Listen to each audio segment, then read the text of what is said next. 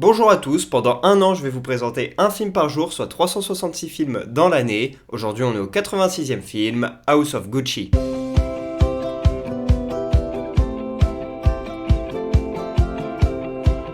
House of Gucci est un film sorti en 2021, réalisé par Ridley Scott. Il raconte l'histoire tumultueuse de la famille Gucci. On la suit notamment dans les années 90, bien après que Gucci ait créé la marque. On voit Maurizio, qui est son petit-fils, reprendre l'entreprise familiale. Et avec sa femme Patrizia, justement, ils vont tenter de redresser la marque, etc.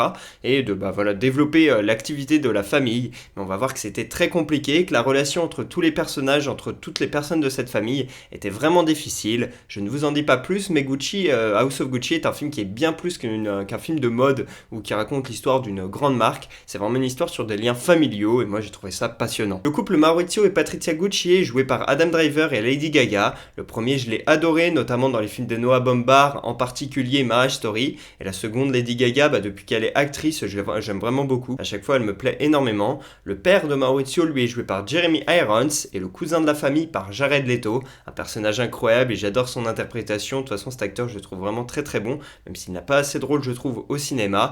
Et puis enfin, l'oncle de la famille, il est joué par l'un des acteurs les plus charismatiques de tous les temps, Al Pacino. Et en 2021, Adam Driver et Ridley Scott ne se quittent plus, puisqu'en plus de ce film, ils ont fait Le Dernier Duel, un film que j'ai également trouvé très très bon. Et Ridley Scott, il continue les succès à plus de 80 ans, bien après avoir fait Gladiator ou encore Alien. Et justement, le film a rapporté plus de 75 millions de dollars au box-office, le double de son budget qui avait été investi. Et en plus de ça, il y a eu 2 nominations au Golden Globe, mais ils n'ont pas gagné. C'était pour les maquillages et les coiffures.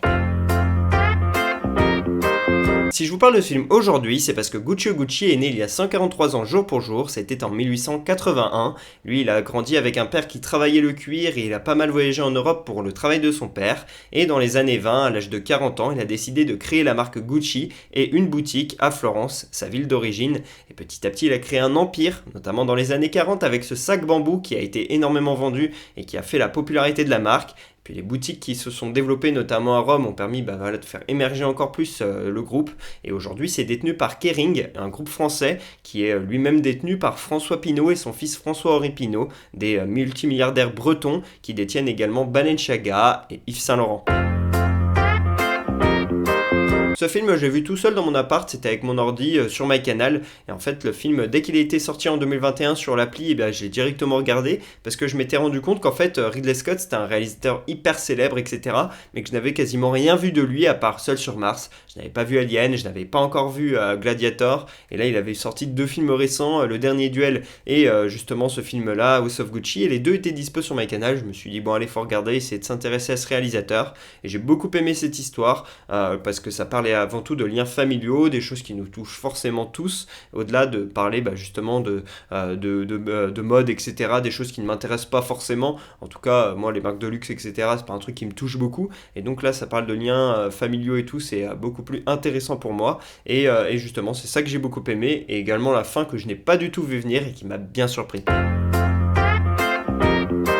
Je mets un 17 sur 20 à ce film parce que je trouve que Adam Driver, Lady Gaga et même Al Pacino et tout, tous les personnages sont assez charismatiques, ils ont beaucoup de prestance. Par contre, je peux pas mettre plus parce que l'attachement au personnage il est assez limité, dans le sens où je me sens pas très très proche de ce genre de personnes qui peuvent paraître un peu antipathiques parfois. Et c'était des personnages qui me paraissaient pas très agréables en tout cas. Et le portrait de la famille Gucci il est plutôt négatif que positif. Et donc du coup, c'est un film qu'on peut kiffer mais sans trop aimer les personnages et tout. Donc ça limite un peu, en tout cas moi, mon plaisir que j'ai pu prendre sur ce film, mais par contre en tout cas en termes d'atmosphère, voir l'Italie de l'époque, etc., l'ambiance du film, les costumes, etc., tout est vraiment magnifique, ça fait qu'on passe quand même un très bon moment.